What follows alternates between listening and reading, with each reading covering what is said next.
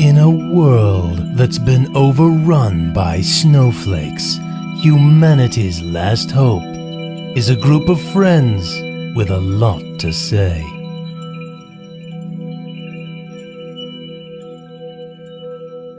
Okay, so on one clap, okay? 3, 2, 1. You said on one clap. Be clear. All right, after one clap then. 3, 2, 1, clap, okay? For fuck's sake. Yes.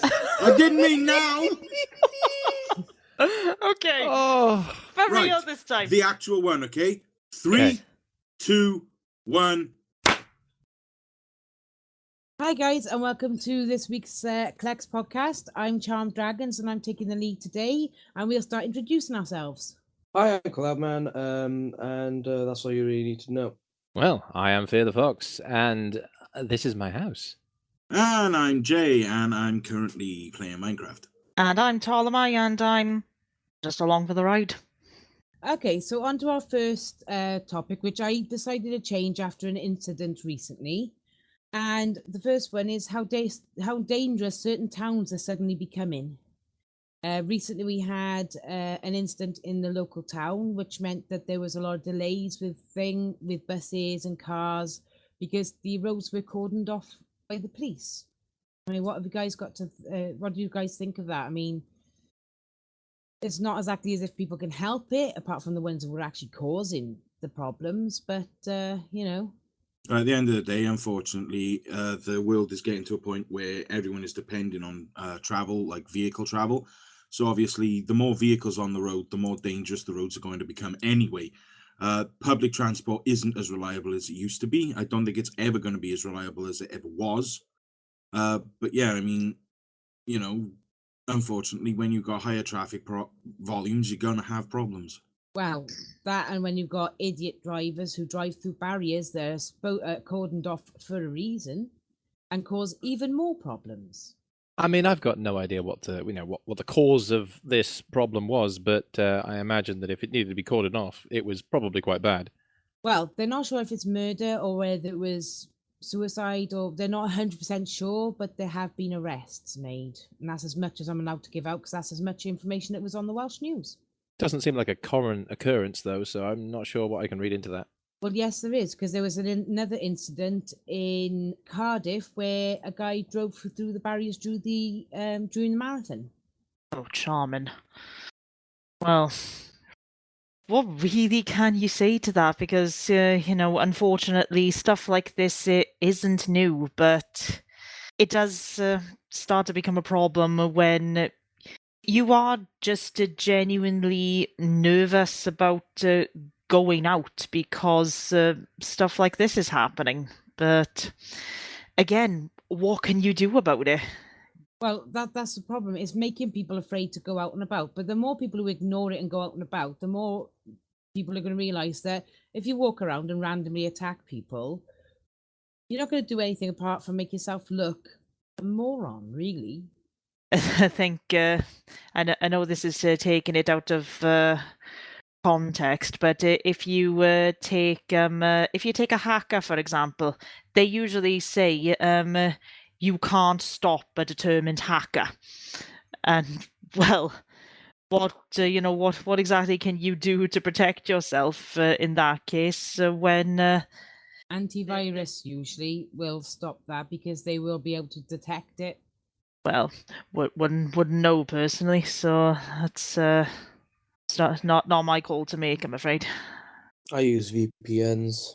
It's the same principle as, having a lock on your house. No matter how many locks you put on your house, a lock is an imperfect device. It can be, if there's they want workarounds. in, they'll get in type of... Exactly. If they want to break in, they will break in. So, I mean, you can be paranoid about it and go crazy, or you can just accept that that's a possibility. Well, funny enough, there was an incident that I think Jay will remember where there was a house, it was completely locked down, it had locks and bolts, and the person got in through a crack in the window. The tiniest little bit of window was open, the guy wedged himself through. Do you remember that? Vaguely. Well, you should remember, your dog bit his arse. Oh, that was my house, and I was robbed. That wasn't a house that had a little. The top window was open slightly, and he wedged the window open and got in, and my Malamute ripped the back end of his jeans out. Uh-huh. But the police were waiting for us because they had to break the door in because one of the neighbours, hearing the dogs going off, knew we weren't in, rang him and said, I think one of the people have fallen in the house. So is that the police would be there because the guy had gone and reported us to the police because the dog had nipped his butt. Yeah. The K9 unit lady turned around and said, mate, if that dog had bitten you, you'd have lost your cheek, not just a scratch. Got himself in trouble by basically being a twat. Yeah, I hate it when dogs, basically get the get the rap for basically protecting their house and protecting their master. They're doing their job at the end of the day. That's what they do.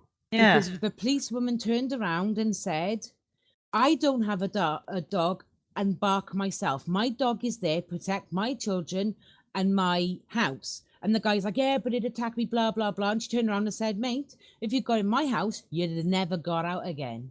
Yeah. Because she was a K9 officer, which means that she has a K9 dog. So, he would have stood about 2 seconds against the dog that she had with her. It was fucking huge. Mm-hmm. But if there's an opening, they're gonna try and take it, Yeah. Worst part is they tried to break into the house. There's fuck all in there. Mm-hmm. Well, if you want a real criminal to get into your house, call the police because they'll break in anywhere. They did. The only reason they broke in is because a neighbour told them they feared somebody was down because they knew we weren't in, and knew the dogs would only make a noise if there was something seriously wrong. And the police waited for us to get home from work. That's how, unfortunately, my mother sussed that we got burgled about 12 years ago. I had 2 budgies at the time, and one night the budgies squawked, and they only did that when there was a stranger in the house. I had sealed myself in the living room because I was practicing for a music exam the next day. So I didn't hear anything, and my mother was upstairs on the home computer, and she said she heard the budgie squawk, which she thought was unusual because that means strangers. And when she came down later looking for her handbag, it was nowhere to be found. She checked the car everywhere, and the next morning I found our back door key was missing. So what had happened, somebody had come in through the front door, taken my mother's handbag, gone out the back door, taken our back door key and locked it behind him so we couldn't follow him. My mother is still paranoid to this day about locking the house. Well, funny enough, I probably shouldn't say this, but I don't give a shit. If somebody tries to break into where I live, they'll end up with a knife across the back of their head because it's known as defending your property. And if you're a female, you're allowed to defend yourself with force. Mm-hmm. But If you're a female, yeah, I know it's a bullshit thing, but if you're a human being, you're allowed to defend yourself. That's the law in the UK. all right. But anyway, the point is that the coat rack is behind the front door, and I always put my handbag there because it's a little stand. My purse is never in it. My purse is in the living room where I can see it at all times because some tosser could easily stick their hand through the door, off with my handbag, and guess what? They'll end up with a hairbrush, a little knifey type multi-tool, a bottle of perfume, and a couple of pens. Join us next week for Tips for Burglars. And brown sugar. Actually, no, I would be pissed off because they'd end up with my brown sugar I pinched from the coffee shop. Yeah, way to stitch yourself up, Jones. Oh no, they know I take them. Okay. Hey, I'm not paying $3.20 for a cup of coffee and coming back with nothing. Next time on Tips for Burglars to steal things from burglars. You didn't come back with nothing, Charmed. You came back with a cup of coffee. Anyway, they know me there. Uh-huh. I go there every single week. But Not anymore, you don't. the one day I got home, I went in my handbag and I had one of their tall spoons. I took it back the following day, and do you know what they said? Oh, you didn't have to bring it back. People steal them all the time. I thought, yeah, but that's people, not me. Yeah. That's why you know these giant pepper grinders that you get in restaurants. The ones that look like somebody's nicked a leg of a chair. Yeah, the reason they're so big is because when restaurants first started out, people were nicking them all the time. They were running out of stock because people were nicking the salt and pepper grinders. So they basically invested in this massive pepper grinder, which basically makes it impossible to just put into your bag and walk out the restaurant with it. If they want to, they will. Yeah.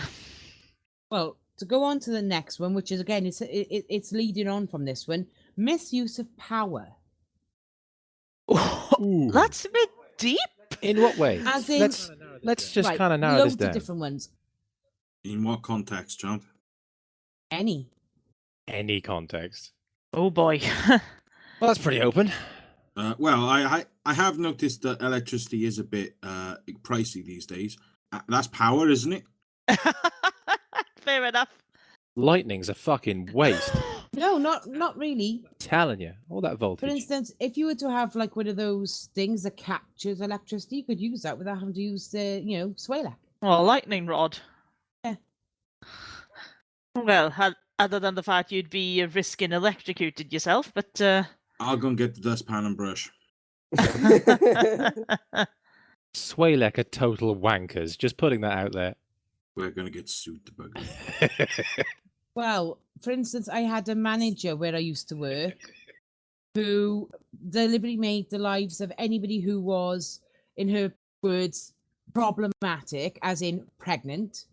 And she threw her power around because the two of us that were there didn't want to lose our jobs. But she was there to assassinate the building, to get rid of it, basically, and they closed down.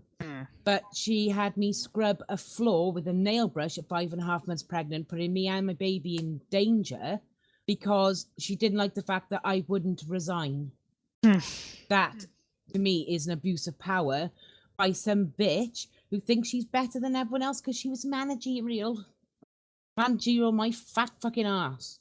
She was fucking shit. They say absolute power corrupts absolutely, and it is totally true. The more power you have, the more corrupt the person who has the power generally. It's like inversely proportional to amount of power to just how much of a dick you are with the power. It goes to people's heads. Yeah, that is true. What is it? Absolute power corrupts, and there's two ways to it, but I can't quite remember the phrase as it goes. I know it as absolute power corrupts absolutely. Yeah, I've had it said to me in a different way, but yeah, there's it works whatever way it's said. I don't really know much about the abuse of power because I don't really follow with stuff like property, like what Chandra's talking about, but I know that abuse of power is just like somebody who thinks that they're all high and mighty, that kind of thing. And it can cause problems for things like employees and stuff like that, but I guess there's different breeds of it because you've got the Jobsworth who is just like, my job is the most important job in the world and you have to listen to me because I've got an important job. And, those people are just tiresome. They want to give you orders. They want to give you instructions. But then you've got the sort of person who loves giving orders just for the sake of giving orders. There's no real value to them giving you instructions, but they give you instructions anyway. They generally join the police force. Do you want a perfect example of a corruption of power? J.h.a. Yeah, fair enough. political. Well, but it is true, really. More like historical. Yeah, that's true. Well, at the end of the day, he came to power as basically the German version of a prime minister, a Führer. That's the word, a Führer. Yeah.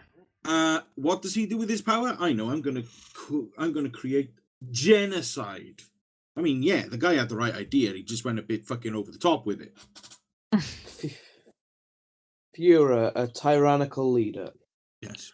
I don't see how that's any different to the current system we have in the UK. Yeah. The DWP, the Department for Work and Pensions, has been genociding people on the spectrum for, well, probably over a decade now. Hmm. If they haven't been putting them in gas chambers and killing them, mate, they've been doing it subtly. The Germans were more overt, and they managed to get through several million. The DWP so far, the death toll is somewhere around 120,000 people that they've killed. So they're getting there.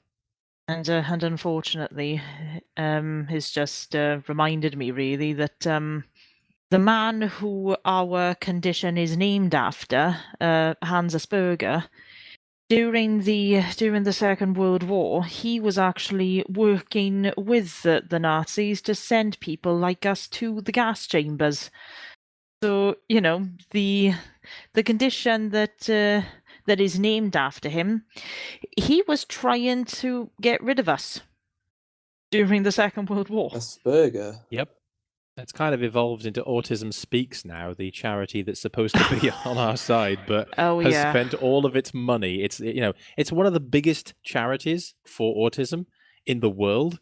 It is the most funded charity, and it spends all of its time and money finding new ways to just eradicate us from the planet. They are absolutely investing money into genocide, and it's legal. Yeah, I've heard as well that they are absolute monsters. They are not a charity in the slightest. And if charity is your thing, don't invest in them, because they none of the money they receive actually goes towards the charity. It goes to everything other than. That's why I don't donate to any charities, because no one gets any of the money at all. If they do, it's a very, very, very small amount. So there's no point donating to charity. If, for instance, an animal shelter, if you're donating to an animal shelter, I know this because I used to work for an animal shelter. You donate to, I'm not going to say the name for obvious reasons, but it's a very well-known canine dogs home, okay? Ah, that one. Okay. They have people going out leafleting. They have people in shopping centres taking donations for those dogs. Number one fact, all the dogs on those leaflets, all the dogs on those banners, all the dogs that you support are dead. They were either dead or they were pets of the people who work there. None of the dogs that are on those posters or banners or anything are actually in the pound anymore, if they even were, right? Number two, 6% of all donations go to the dogs themselves. The rest of it goes to administration and paying for the CEO's brand new Bentley that he had last year, and also paying for the CEO's brand new 17-bedroom mansion in London that he bought last year. Because this is a non-profit organization. He hides behind the fact that it's a charity. Most do. And that is, that is what you're paying for. You're not paying for poor little fucking Bongo in the cage. You're paying for Mr. Fat Man to have his Bentley and have his mansion and stately title and stately home, because you can guarantee little Bongo that you're paying for has already been put to sleep by the I nearly said their name then, by that certain organization, because they were a little bit shabby looking, or they were a little bit too old, or they were a little bit nervous. Well, yeah, if you're shoved in a cage from morning to night, you're not going to be the best of yourself, either are you. I would much rather go to a homeless person who's got a dog on the street. Yeah, but they're not always real either. Yeah, hear me out though. Make sure that they are real. There are a lot of them that are genuine cases. Buy a bag of dog food. Buy a pasty or a baguette and hand them to them and go, here, instead of giving this money to a fat cat, which is going to be the same amount of money, but I'm going to be paying it monthly, here's a week's worth of food for your dog. Here's a week's worth of food for you. It's the same amount of money. Take it. That's the thing. Charity is one of those things that it makes you feel good when you pay money to a good cause because you've done a good deed. But 9 times out of 10, you haven't. You just got robbed and you feel good about it. It's weird. But I guess it does raise an interesting point, which is what is power? Because at the moment, is power just money? Is that like a direct translation? Can you say the more money you have, the more power you have? Well, That's probably fair to say. There's a petrol station, I'm not going to say where. I went there to get fuel because I ride a motorcycle. And when I was paying for it, I was having to pay by card. And Hmm. I put the card in, and I put in my PIN, and it then came up, put 25 pence for charity. I'd never seen that before, and I was about to press the tick button, and the guy behind the counter said I wouldn't do it, mate, because I know what that company is like. So I didn't. I pressed the red X. Hmm. And you said, trust me, with the choice you just made, you won't regret it. They don't have, not even any of the money goes to the cause. It all goes to the CEO. And I was like, wow, that's okay. And I just rode off, and I was going to wherever I had to go. I still go there, and I fuel up, and it still pops up the same thing. I press the red X because I know it's going to happen. At one point, charity was a real thing, and there were people who said we need to make a positive change in the world, and we want to be that change. So they set up a company which was tax-free, and they were given all these tax breaks because they were doing something worthwhile, that wasn't a business, that wasn't selfish. But of course, as soon as you set up an industry like that, everybody's going to be looking at you going, well, I want a tax haven business as well, and I want to take all of the money, and I love it when people give me money for nothing. So, of course, it was instantly invaded by hundreds of thousands of charities, all of them not really doing what they set out to achieve. And if you think about it from a business perspective, you can kind of see why. If you're a cancer charity, the worst thing for your business would be to cure cancer. Because if you actually found a cure, or preventative, because it's not a disease, it's if you found a way to prevent cancer or to reverse the process, you'd lose your business. Your whole business would come crashing down because there'd be no point in you existing anymore. And all the money that you have, well, that would be it. You wouldn't get any more. So actually fixing the problem is the end of your company. So if you're in a position where you are the holder of the key, you have the answers to solve the problem, you're damn sure they're not going to actually use it. They could have a cure for cancer, and they certainly wouldn't allow anybody to have that, because if anyone discovered it, it's the end of all the cancer charities. But Hmm. I recently went back to that petrol station, and I put fuel in, and went to do it. And because the guy behind the counter was saying don't do it, the charity that was actually putting it up had taken the option off because they wasn't getting anything from the petrol station. It's pretty funny. Well, it worked. You can't say it didn't work.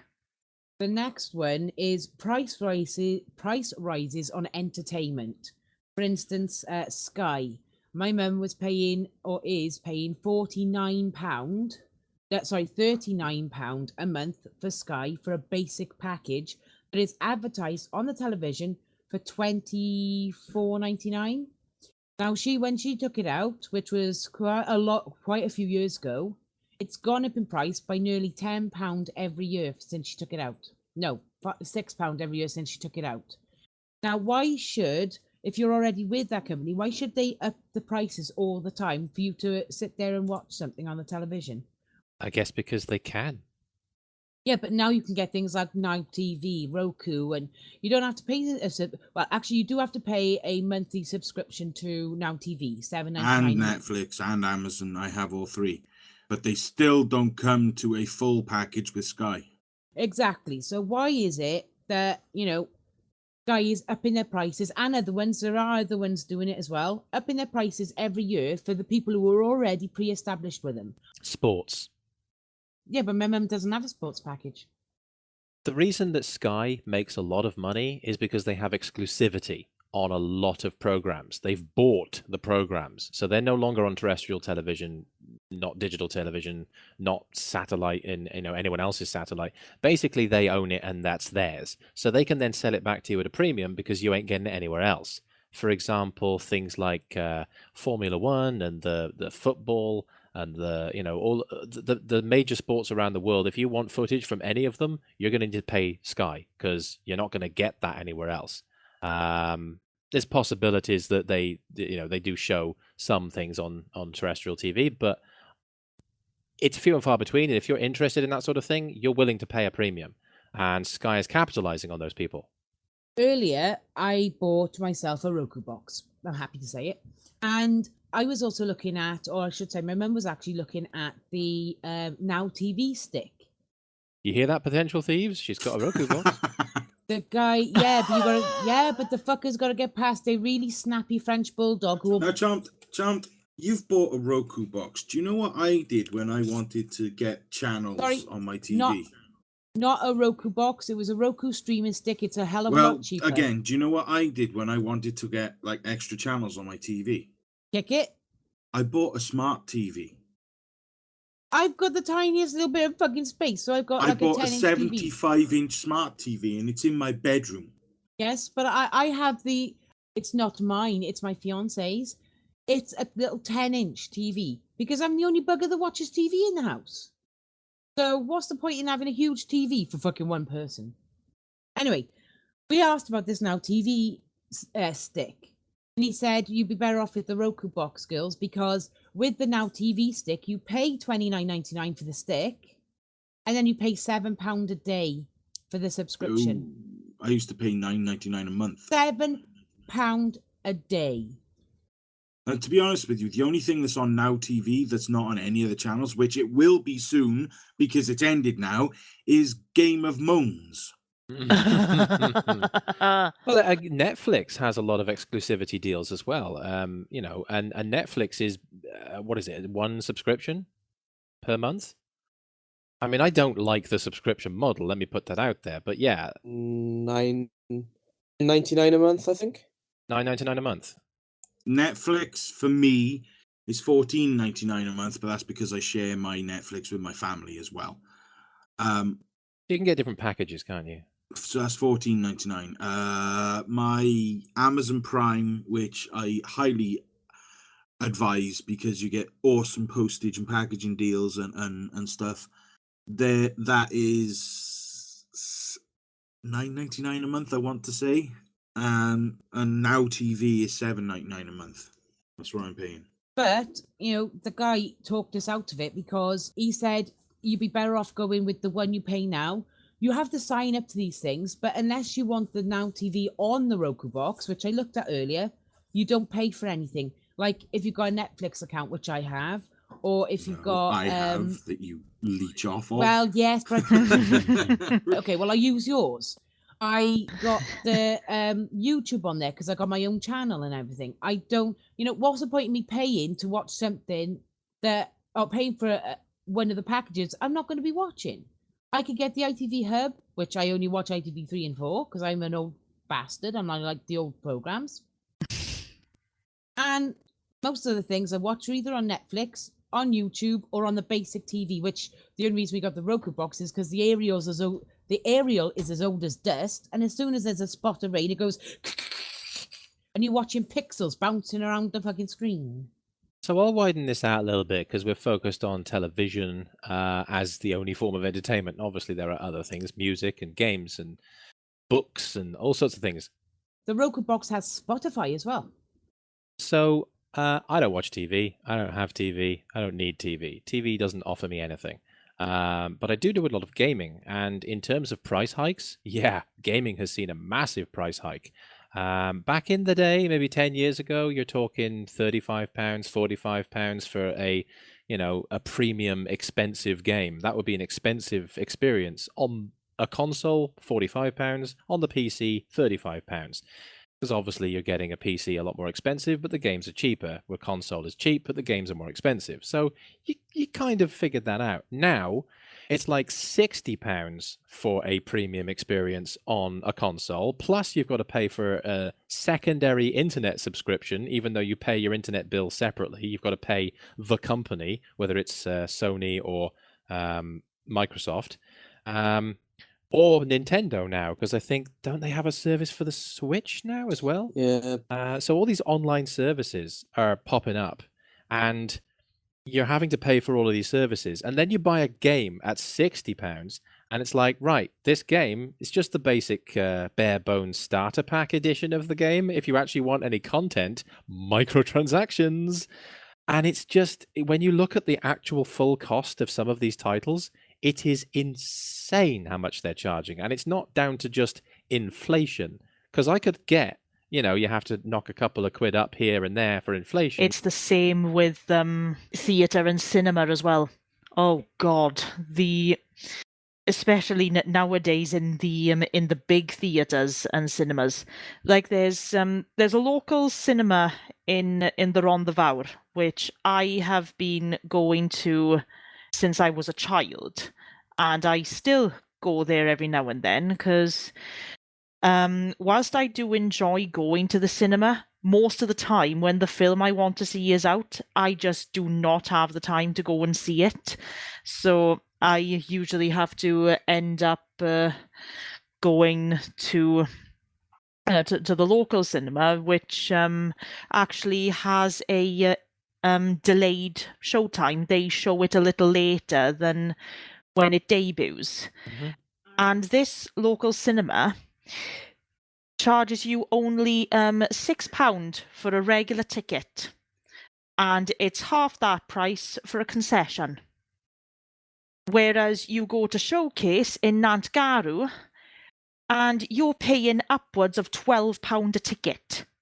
I mean, I get that bigger cinemas are going to be more expensive to set up, but that is a one-off cost. Maintenance is pretty much the same. It's building. You vacuum, you clean, you pay some people to, staff the different areas. A bigger place will have slightly higher overheads, but generally speaking, it's not that much different for a cinema. I mean, they still have to pay the same amount for hiring the films, the license that they pay for actually showing the movies that they show. That's the same across the board, no matter how big their cinema is. So, there are some costs that are going to be the same. Generally speaking, though, they are pushing it and just kind of raising that price up gradually over time and hoping that people will still pay it, which, of course, people do. Yeah. Once they've gotten away with it for a while, they get used to that price, and everybody's used to that price, and it becomes the new standard price. Because some people will be young and, have gone to the cinema for all their life, and that's the price it's always been. So to them, that's not different. They're used to it. And then the theatre is another thing. This cinema in the Vawr also doubles up as a theatre. It always has been. I think it was a theatre first and then became a cinema as well. But again, their prices where, and they host, local theatre companies. Again, modest prices. But recently, I booked tickets to go see The Lion King. It's coming back to Cardiff.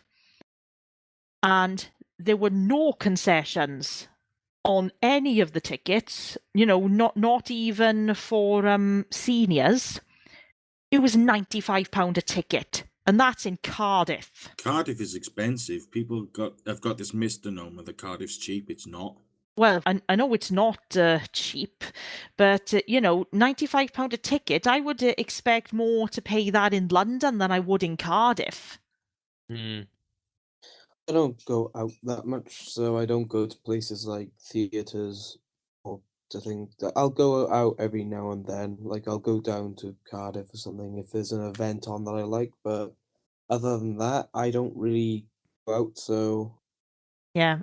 Yeah, it's like recently, I went to watch an event called the Speedway Motorcycles, and we nearly were denied entry because we were scammed by a ticket which was on Viagogo. Yeah. but they allowed us in because we paid for the ticket technically. But it was like 2 months after they were advising people, like big giant posters outside the stadium saying, "Stay away from this site as it is prone for fraud," basically. Yeah, selling fake tickets, and we have to deal with people who are being sent back from events when I work my security, because they've gone with tickets they've taken off a site like that, and they're denied entry because they've double sold seats. And the amount of times we've had people shouting at us because they didn't read the small print, or they went onto a different site instead of one of the things like Ticket Source or ones like that. And Like Ticketmaster. Ticketmaster and Ticket Source, the two that actually they're the only two that the Millennium Stadium deals with. If you get it off any other site, they have the right to refuse you entry, and then it's us lot to take the brunt of it because they've been denied. Because we're working right opposite the building, they assume it's our fault. Whenever you've got overpriced tickets, you're always going to have an opportunity for people to undercut them. That's just the nature of the beast. We did have one time where there was a guy selling his tickets outside the train station because the 3 people who were supposed to go with him hadn't bothered turning up. They rang him and said, "Look, we don't want to go." And people thought that he was being false, but it turns out his tickets were real. But when when these people bought the tickets and they got to the site, they were turned away because people who bought cheap tickets off another site had already taken the seats of the person who had actually paid for the real ticket. And he was denied entry too. And when he got back and he explained what happened, he spoke to one of the managers of the train station, and they rang and explained what was going on because they know him. They knew he got it off Ticket Source.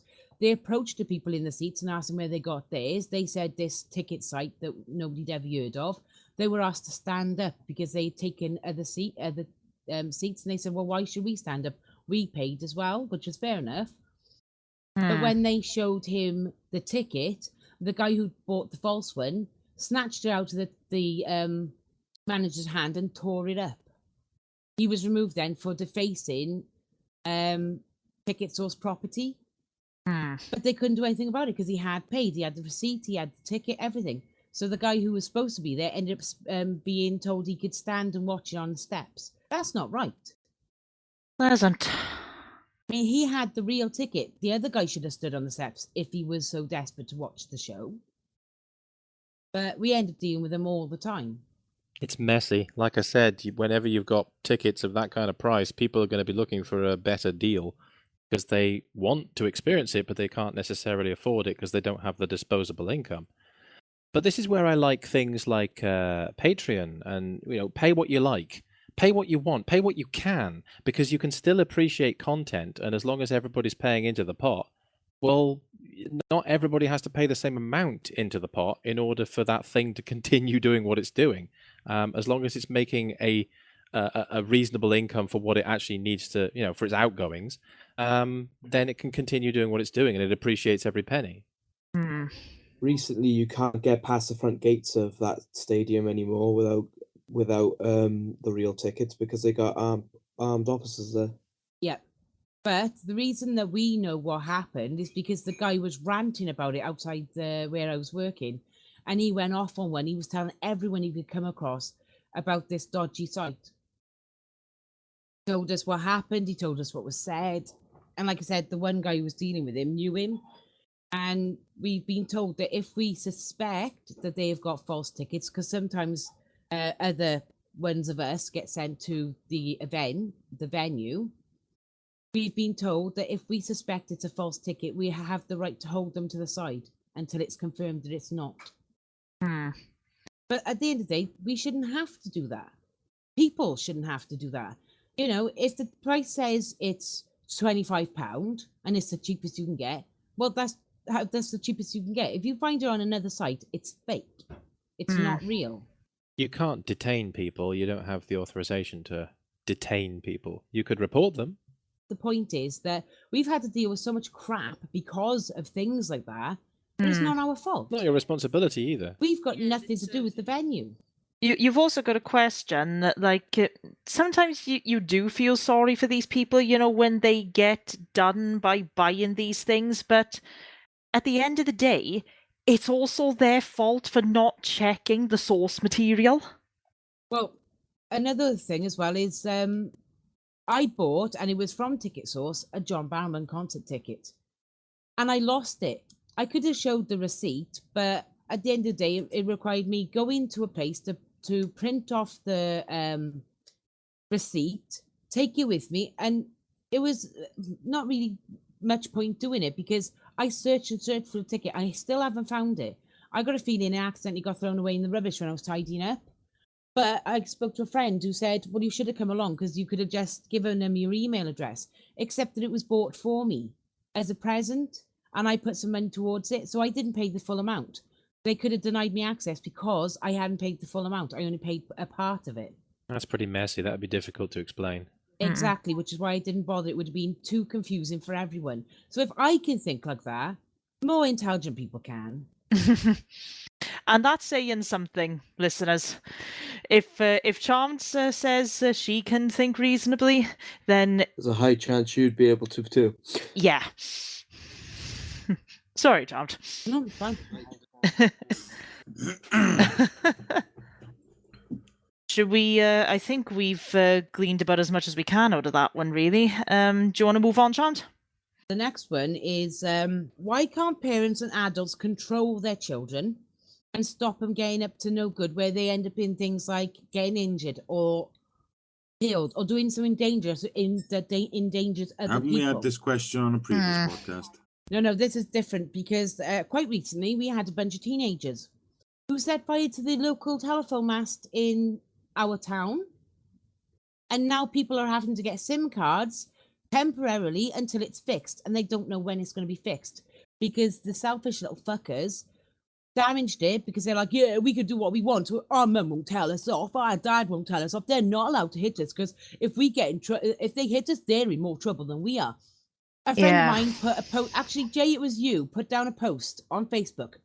Parents today are afraid to beat their kids. Meanwhile, I'm here remembering the time my mother factory reset me with a slap. Now, I remember accidentally. No, it wasn't an accident. I burned my mother's carpet. And she smacked me across the bum, sent me to my room. No sweets, no niceties, dinner, bed. I remembered that. Didn't do it again. Now, you only have to look at your kid in the wrong way and people are like, oh, you're abusing your child. Yeah, now you got the tossers today who are beating up old guys and women, stealing, hanging around the train stations, hanging around the, telephone boxes, pissing in the telephone boxes, actually, because I caught one doing it the one day and I was like, there's a toilet over there. And they were like, you're not my mother, fuck off. I'm like, no, I'm not your mother. But at the end of the day, what you're doing is, one, illegal, because you're flashing your knob at everyone, which is... public indecency. Thank you, that. And the second one, you're destroying something that somebody else can use, the phone box. And it's because of people pissing in phone boxes why we don't have any phone boxes, pay money, call your family phone boxes out anymore. That and the prevalence of the mobile phone. Welcome to 2019. Yeah, but not everybody has a mobile phone. Most people have a Most mobile people phone. do, but I'm not being funny. When I was a kid, I didn't have a mobile phone until I was 10, maybe 11 years old. Because they weren't invented yet. I was older than that when I got my first phone. Yeah, exactly. No child should be allowed to have a phone before the age of 10. One, they can break them. Two, they can make phone calls and you're paying out the nose then because they've phoned a porn site or a 118 number. Children can't be trusted with phones. They'll get up to no good. This I can agree to. Why does a child need a phone? I mean, when I was growing up, the only people who had these bricks attached to the side of their heads were the business yuppie. And people thought that, them shouting into a phone simply because that's the only way the other person was going to be able to hear you over the satellite system. But, they thought these people were just idiotic. Like, what are you doing? Are you really that important that you need to phone somebody in the middle of the street? And now everybody's doing it. And you think, well, okay, fair enough. We're in 2019. Communication and social media are such a big thing. But why is that extended to children? Why are children interested in social media? Why are children interested in phoning each other? That doesn't make sense to me. Social media, yes, I understand them being on that because they can talk to their friends on there. You can watch what they're doing. But social media is dangerous. Yes. Yeah, but that's why you have a parental lock on a computer. You can watch what they're doing. You can, see what they're up to. But when they're away with their mobile phone, you don't know what the fuck they're up to. A lot of parents are not that aware of or technically minded enough to be able to implement those kinds of controls. Their child wants a mobile phone because all the other kids have mobile phones, so they get them a mobile phone. But that is known as entitlement. Just because Johnny's got it doesn't mean that Jake's got it. But it does. That's literally how schools work. If one kid doesn't have and everyone else does, that kid gets the shit beaten out of them because they don't have it. That is literally how school works. Well, it's the haves and the have-nots. Yeah, but the point is that these kids, not necessarily about the phones, but these kids are going out because they're not being disciplined because everyone's afraid to touch them. We're not advocating that. They think it's okay to do whatever the hell they like. And I don't think that's right. Don't touch kids, folks. Yeah, smacking, I mean. My first phone was a Nokia, like a little number pad. A brick. Yeah, but we're not talking about phones. We're talking about the fact that, if kids are out and about with, all sorts of stuff and getting up to no good, then the parents need to have a bit more control over them. Otherwise, half the people in Porth would be able to make a phone call now. Yeah, it's a really difficult call. Well, I'm not going to name names, but I as it's been mentioned before on this podcast, I'm a churchgoer, and in my church, one of the longest standing members, she has 2 children. The youngest is who has Downs. He's the I don't really know what he's called, but he's essentially the verger. And her eldest has 3 children. We haven't seen much of the youngest, but the eldest child and the middle child, they are absolute nightmares. Sometimes she is forced to bring them to church because she's, got to look after them because there's nobody else available. And everybody in the church literally battens down the hatches because these 2 are utter nightmares.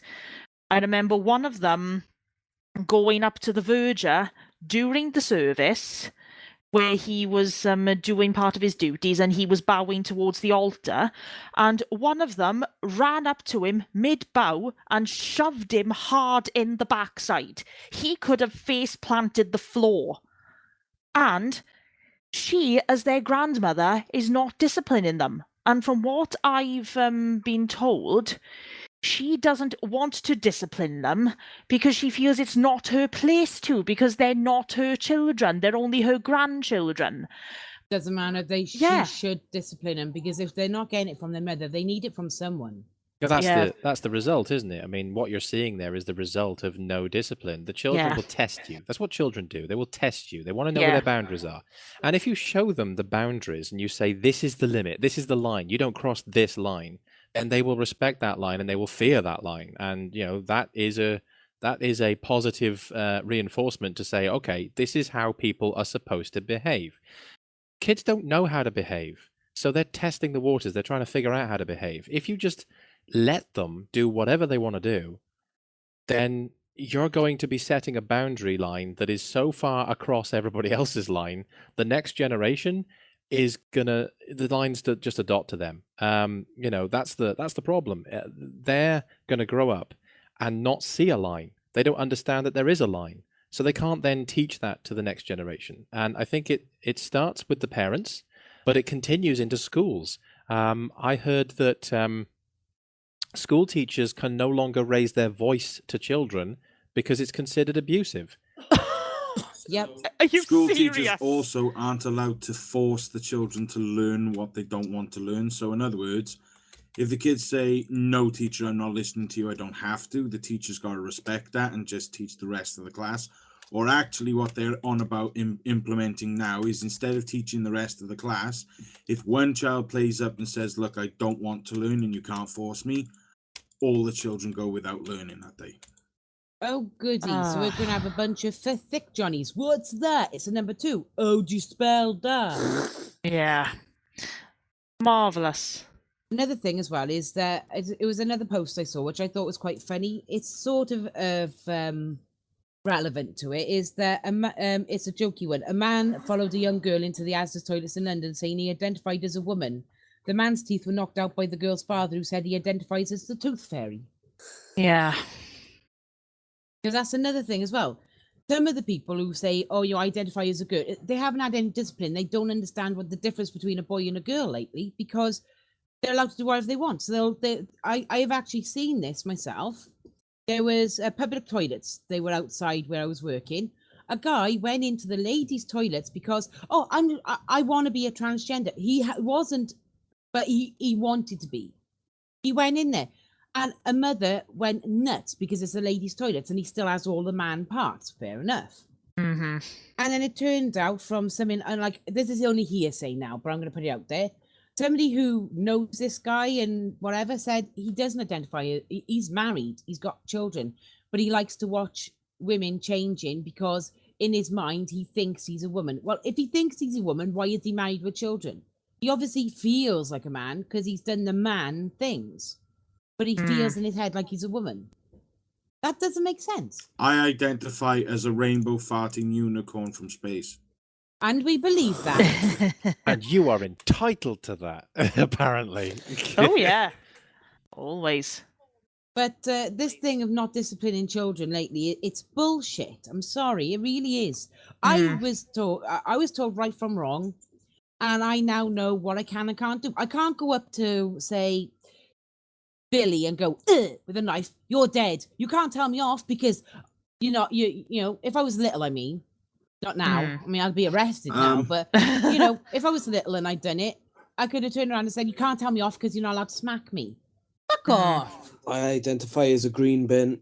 A friend of mine, he applied for a BBC agent because he's a part-time actor. Mm-hmm. And they asked his sexuality, and it had male, female, transgender, or other. So for a laugh, he ticked the other box and wrote, I am a transgender, non-binary. I identify as a transgender, non-binary pigeon. And they accepted it. They actually accepted it.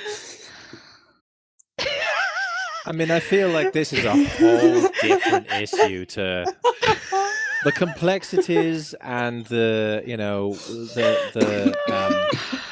broad scope of the transgender discussion. It's a discussion for another day. But the whole idea that children are not being disciplined, I completely agree. Children aren't being disciplined, and they grow up feeling entitled because they are entitled. Exactly. They're entitled to everything. Anything they want, they get. When I was growing up, people called those spoiled brats. Yeah, and let me put it this way. My kids are not going to be brought up to be little brats. They're going to be brought up the way I was. If they do wrong, they'll be disciplined. I'm not going to say they'll be hit. You don't have to hit the discipline. No. But you do have to lay down ground rules, and you do have to be an authority figure. Otherwise, when you actually need authority, you won't have it. Like, for example, if a child is climbing on a wall, that means they could fall and they could hurt themselves. They could graze their knee, but it's not fatal. So you let them make their own mistakes. You do that. No, because, but playing on the train tracks when the freight trains come through, exactly, that could hurt them. When they're in a position of actual danger and they don't realize, you have to have the authority. Because if you don't have the authority, you shout at them and they go, why? Why should I listen to you? Why? Watch that train, what think of that? Because that, So authority is, it kind of comes full circle back to where we were saying about power. If you don't have power, you can't. I mean, power is necessary. Somebody needs to be in charge, because somebody who is ignorant of the pitfalls and dangers of life, they're going to need somebody who's responsible for them. So power is useful. It's necessary. It only took one hard slap on the arse end from my mother when I was about 10 to make me realise that climbing a tree and jumping out of the top of the tree could be potentially dangerous, because I could have broken my neck. Oh, why didn't you do it? Why didn't you do it?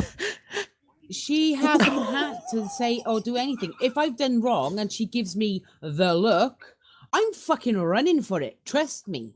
My mother's got hands like a JCB bucket. You know, I'm not going to tangle with that. Now, she doesn't have to hit me. She just has to give me the look. You know? Yeah. Is in your eyes. Oh, trust me, want a look of love when I burnt a carpet. Mm. Uh-huh. It was a look of run now or I'm going to kill you. Yeah. Okay, folks, it's wrap-up time. Wrap up warm, it's cold outside. Yeah, it's getting very cold. Okay, guys, my outro rather, as usual, is a long one. You can catch us on Spotify, you can catch us on iTunes, you can catch us on Facebook, and you can also catch us on YouTube as well as Patreon. Now, we do already have a special video up. It's already there. We filmed it. We did the whole game. It's for patrons only, and it's only $1 a month, and you can see the video. Also on Patreon, there's a $5 a month subscription, which means that it doesn't have to be monthly. It can be a single payment, and we will actually shout out your name on our next podcast if you donate. As well as that, you can add like a little two sentence at the end, and we'll give your message out. We also have a $50 payment, which is for advertising. So if you are a small business, or you are a YouTuber, or you're trying to get your name out there, $50 payment, and we will advertise for you. Our listeners are actually increasing a lot. The analytics are quite complicated, but I'll go through that with the podcast once we've finished recording. But anyway, that was Jay, and thanks a lot. Bye, guys. Hopefully we'll see you next time. It's been Cloudman, and I'm now going to go back to the clouds where I belong. Bye-bye. Which just leaves a goodbye from me. And I'm Charmed Dragons. Auf Wiedersehen.